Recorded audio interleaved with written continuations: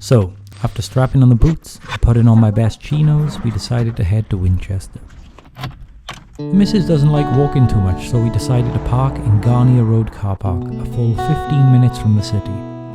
The path snakes round following the River Itch in navigation, and today it was a little bit muddy.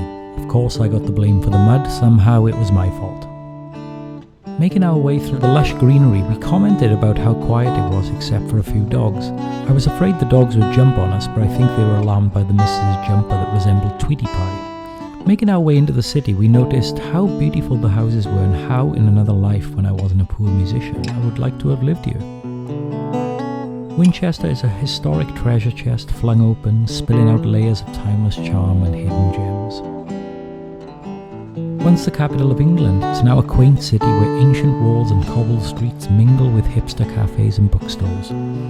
It has many cute parks, many of which are surrounded by the fabulous architecture that's here in the city. Winchester Cathedral is a medieval marvel that's both massive and magnificent. Standing tall since the 11th century, it's seen everything from royal coronations to Jane Austen's burial.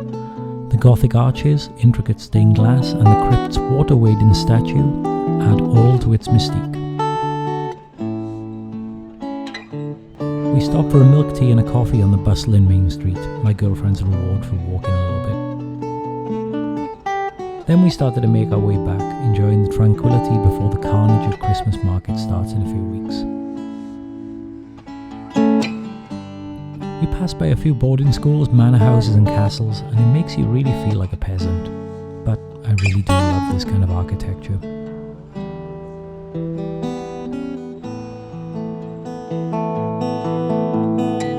Heading back onto the mud and dirt, her face seemed to have forgotten about the pleasure of the milk tea only minutes before. But she did get a little bit excited when we saw a field of sheep.